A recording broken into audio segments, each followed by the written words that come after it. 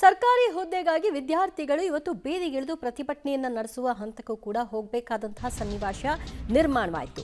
ರಾಜ್ಯದಲ್ಲಿ 2.81 ಲಕ್ಷ ಹುದ್ದೆಗಳು ಖಾಲಿ ಇವೆ. ಅದನ್ನು ಈ ಕೂಡಲೇ ಭರ್ತಿ ಮಾಡಿ ಅಂತ ಆಗ್ರಹಿಸಿದ್ದಾರೆ. ಧಾರವಾಡದಲ್ಲಿ ಉದ್ಯೋಗಾಕಾಂಕ್ಷಿಗಳು ಆಕ್ರೋಶವನ್ನ ವ್ಯಕ್ತಪಡಿಸ್ತಾ ಹೋರಾಟವನ್ನು ಆರಂಭಿಸಿದ್ದಾರೆ. ಸಿದ್ದರಾಮಯ್ಯ ಭಿತ್ತಿ ಚಿತ್ರಕ್ಕೆ ಬೆಂಕಿ ಹಚ್ಚಿ ಆಕ್ರೋಶ ಅಸಮಾಧಾನ ತೋರ್ಪಡಿಸಿದ್ದಾರೆ. ಖಾಲಿ ಹುದ್ದೆ ಭರ್ತಿ ಮಾಡಿಕೊಳ್ಳಬೇಕು ಅನ್ನೋದು ಅವರ ಪ್ರಮುಖ ಆಗ್ರಹ ಆಗಿದೆ. ವಿದ್ಯಾರ್ಥಿಗಳ ಪ್ರತಿಭಟನೆಗೆ ಬಿಜೆಪಿ ನಾಯಕರು ಕೂಡ ಸಾಥ್ ಕೊಟ್ಟಿದ್ದಾರೆ. ಧಾರವಾಡದಲ್ಲಿ ವಿದ್ಯಾರ್ಥಿಗಳನ್ನ ಬೀದಿಗೆ ತರುವ ಹಂತಕ್ಕೆ ಸರ್ಕಾರ ಹೋಗಿದೆ. ಸರ್ಕಾರಕ್ಕೆ ಖಾಲಿ ಇರುವಂತಹ ಹುದ್ದೆಗಳನ್ನ ಭರ್ತಿ ಮಾಡುವಂತಹ ಆಸಕ್ತಿ ಇಲ್ಲ. ಕೇವಲ ಕಾಲಹರಣ ಮಾಡುವಂತಹ ಪ್ರಯತ್ನವನ್ನ, ದಿನದೂಡುವಂತಹ ಕೆಲಸವನ್ನ ಸರ್ಕಾರ ಮಾಡ್ತಾ ಇದೆ ಅಂತ ಬಿಜೆಪಿ ನಾಯಕರು ಕೂಡ ಆಕ್ರೋಶ ವ್ಯಕ್ತಪಡಿಸಿದರು. ಇದೇ ಸಂದರ್ಭದಲ್ಲಿ ವಿದ್ಯಾರ್ಥಿಗಳು ನೋಡ್ತಾ ಇದ್ರಿ, ಮುಖ್ಯಮಂತ್ರಿಗಳ ಭಾವಚಿತ್ರಕ್ಕೆ ಬೆಂಕಿಯನ್ನ ಹಚ್ಚಿ ಆಕ್ರೋಶವನ್ನು ವ್ಯಕ್ತಪಡಿಸಿದ್ದಾರೆ.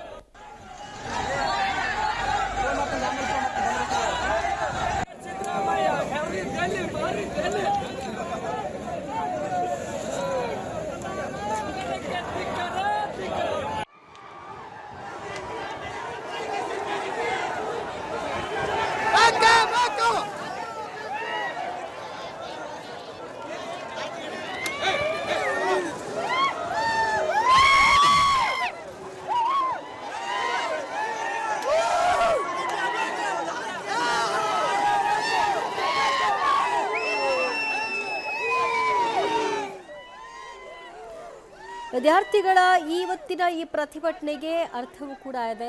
ಖಾಲಿ ಇರುವ ಹುದ್ದೆಗಳನ್ನ ಭರ್ತಿ ಮಾಡೋದಕ್ಕೆ ಸರ್ಕಾರ ತಡ ಮಾಡ್ತಾ ಇದೆ.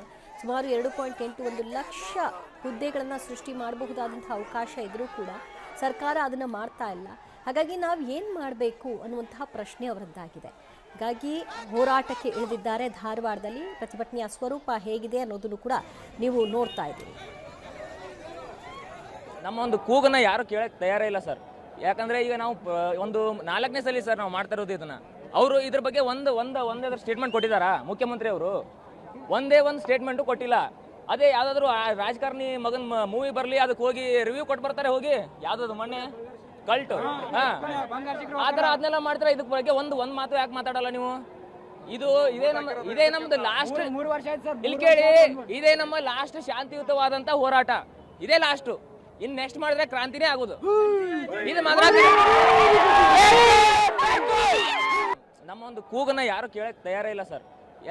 ಸುಮಾರು 2019ರಲ್ಲಿ SDA ಮತ್ತು FDA ಕನ್ಫರ್ಮ್ ಆಗಿದ್ದು, ಮತ್ತೆ ಪೊಲೀಸ್ ಕೂಡ ಅಷ್ಟೇ 2019, 20, 21ರಲ್ಲಿ PC ಆಯಿತು, PSI ಆಯಿತು. ಅವತ್ತೇ ಲಾಸ್ಟ್ ಕನ್ಫರ್ಮ್ ಆಗಿದ್ದು. ಆ ಟೈಮಲ್ಲಿ ಕೊರೋನಾ ಅಂತೆ, ಲಾಕ್ಡೌನ್ ಅಂತೆ ಅವತ್ತಿನಿಂದ ಕಂಟಿನ್ಯೂ ಆಗಿದ್ದು. ಇಲ್ಲಿವರೆಗೂ ಕೂಡ ಯಾವುದೇ ಥರ ನೋಟಿಫಿಕೇಶನ್ ಇಲ್ಲ ಸರ್.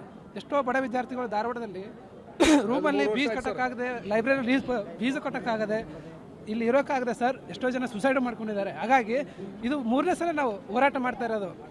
3ನೇ ಸಲ ಹೋರಾಟ ಮಾಡ್ತಾ ಇದ್ರು ಕೂಡ ಸರ್ಕಾರ ಯಾವುದೇ ರೀತಿಯಿಂದ ಸ್ಪಂದಿಸ್ತಾ ಇಲ್ಲ ಸರ್. ಬರೀ ಸುಳ್ಳು ಭರವಸೆ ಕೊಡ್ತಾ ಇದ್ದಾರೆ ವಿದ್ಯಾರ್ಥಿಗಳಿಗೆ. ಏನು ಗೊತ್ತಾ, ಗೃಹ ಸಚಿವರು ಕ್ಯಾಮ್ರಾ ಮುಂದೆ ಬರ್ತಾರೆ, ಬಂದ್ಬಿಟ್ಟು ಏನು ಹೇಳ್ತಾರೆ ಗೊತ್ತಾ, ಇನ್ನು 2 ದಿವಸದಲ್ಲಿ ಅಥವಾ ಇನ್ನು 3 ದಿವಸದಲ್ಲಿ ಸಾಯಂಕಾಲ ನೋಟಿಫಿಕೇಶನ್ ಹೊಡಿಸ್ತೀವಿ, ಇನ್ನೇನು ಅತಿ ಶೀಘ್ರದಲ್ಲೇ ನಾವು ಭರವಸೆಯನ್ನು ಕೊಡ್ತಾ ಇದ್ದೀವಿ. ಹಾಗಾಗಿ ವಿದ್ಯಾರ್ಥಿಗಳು ಶಾಂತಿಯಿಂದ ಇರ್ಬೇಕಂತ 3 ವರ್ಷ ಇದೇ ಥರ ತಳ್ಕೊಂಡು ಬಂದಿದ್ದಾರೆ ಸರ್.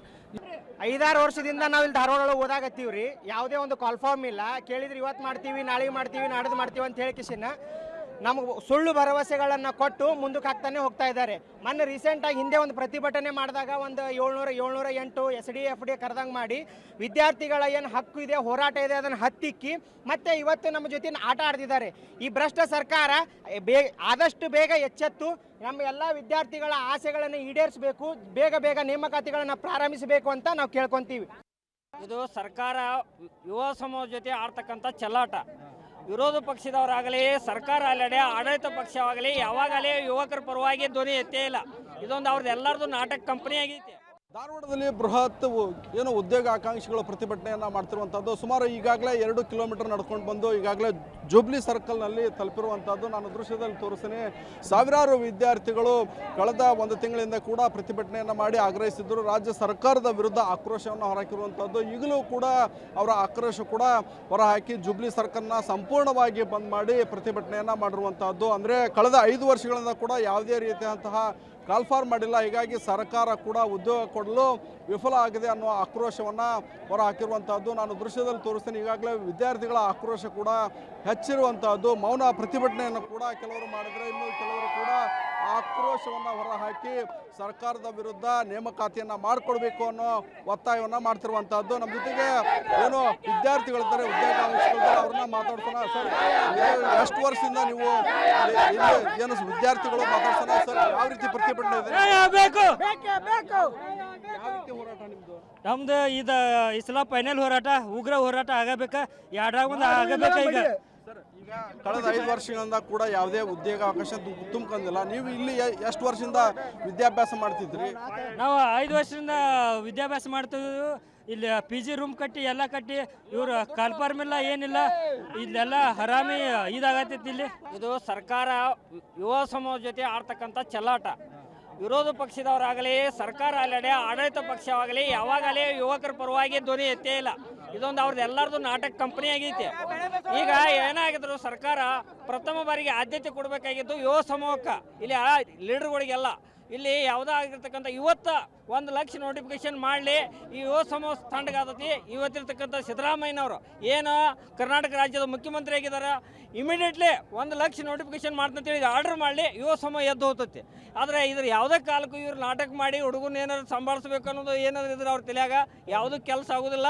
ಮತ್ತು ಎಲ್ಲ ಇಲ್ಲಿ ಕುರಿ ಕಾಯೋರ ಮಕ್ಕಳು, ಆಡ ಕಾಯೋರ ಮಕ್ಕಳು, ಎಮ್ಮೆ ಕಾಯೋರ ಮಕ್ಕಳು, ಇದು ಕಬ್ಬಿನ ರೈತರ ಮಕ್ಕಳು, ಇಂಥ ಸಮೂಹಕ್ಕೆ ಅನ್ಯಾಯ ಮಾಡಿ ಸಿದ್ದರಾಮಯ್ಯನವರು ಯಾಕೆ ಆಡಳಿತ ನಡೆಸ್ತಾ ಇದ್ದೀರಿ? ನೀವೆಲ್ಲ ಒಂದಿಲ್ಲ 2020ರಿಂದ ಯಾವುದೇ ನೋಟಿಫಿಕೇಶನ್ ಆಗ್ತಾ ಇಲ್ಲ. 2020ರಿಂದ ಯಾವುದೇ ನೋಟಿಫಿಕೇಶನ್ ಆಗ್ತಾ ಇಲ್ಲ. ಸರ್ಕಾರ ಅನುಮೋದನೆ ಕೊಡ್ತಾ ಇಲ್ಲ. ಉದ್ಯೋಗಾವಕಾಶ ಸರ್, ನೀವು ಎಷ್ಟು ವರ್ಷದಿಂದ ಓದ್ತಾ ಇದ್ದೀರಿ? ನಾವು 2 ವರ್ಷದಿಂದ ಓದ್ತಾ ಇದೀವ್ರಿ. ಈ ಸರಿ ಏನ್ರ ಕಾಂಗ್ರೆಸ್ ಸರ್ಕಾರ ಯಾವುದೇ ನೋಟಿಫಿಕೇಶನ್ ಮಾಡ್ಲಿಕ್ಕತ್ತಿಕ್ಕೋ ಬಾಂಗ್ಲಾದೇಶದ ರೀತಿ ಈ ಧಾರವಾಡದಾಗೂ ನಡೀತೈತಿ ಅಂತ ಹೇಳಕ್ ಇಷ್ಟಪಡ್ತೀನಿ. ಅವ್ರ ಸಿದ್ದರಾಮಯ್ಯರಿಗೆ ಏನಾರ ಕರೀದ್ ನಿಗ್ಲಿಕ್ಕತ್ತಿಕ್ಕೋ ಸ್ವಚ್ಛ ನೀವು ರಾಜೀನಾಮೆ ಕೊಟ್ಟ ಸರ್ದು ಬಿಡ್ರಿ. ಬ್ಯಾರೆದವ್ರು ಯಾರ ಮುಖ್ಯಮಂತ್ರಿ ಆಗಿ ಅವ್ರ ಕರೀತಾರೆ, ನಿಮ್ ನೀಗ್ಲಿಕ್ಕಾರ ಸ್ವಚ್ಛ ಹೇಳ್ತೀವಿ, ಸರ್ದು ಬಿಡ್ರಿ. ನಿಮ್ ಸೀಟ್ ಬಿಟ್ಟು ತಳಗಿಳಿದು ಬಿಡ್ರಿ. ವಿದ್ಯಾರ್ಥಿಗಳ ಆಕ್ರೋಶ ಅಂದ್ರೆ ಸರ್ಕಾರ ಕಳೆದ 3 ವರ್ಷದಿಂದ ಕೂಡ ಯಾವುದೇ ಒಂದು ಕಾಲ್ಫಾರ್ಮ್ ಮಾಡಿಲ್ಲ. ಹೀಗಾಗಿ ಸರ್ಕಾರ ಕಾಲ್ಫಾರ್ಮ್ ಮಾಡುವಂತ ಕೆಲಸವನ್ನ ಮಾಡಬೇಕು ಅನ್ನೋ ಒತ್ತಾಯವನ್ನ ಮಾಡಿರುವಂತದ್ದು. ಕ್ಯಾಮರಾಮನ್ ನಾಗರಾಜ್ ಜೊತೆ ಪಕ್ಕಿರೆ, ಪಬ್ಲಿಕ್ ಟಿವಿ, ಧಾರವಾಡ. ಉದ್ಯೋಗಾಕಾಂಕ್ಷಿಗಳ ಪ್ರತಿಭಟನೆ ಶ್ರೀನಗರದಲ್ಲಿ ಆರಂಭವಾಯಿತು. ಆದರೆ ಈ ಒಂದು ಹೋರಾಟಕ್ಕೆ ಅನುಮತಿ ಇಲ್ಲದಿದ್ದರಿಂದ ಸಹಜವಾಗಿ ಪೊಲೀಸರು ಅವ್ರನ್ನ ತಡೆಯುವಂತಹ ಕೆಲಸಗಳನ್ನು ಮಾಡಿದ್ದಾರೆ. ಬಿಜೆಪಿ ನಾಯಕರು ನೀವು ಪ್ರತಿಭಟನೆ ಮಾಡಿ ಅಂತ ಅವರಿಗೆ ಸಾಥ್ ಕೊಟ್ಟರು.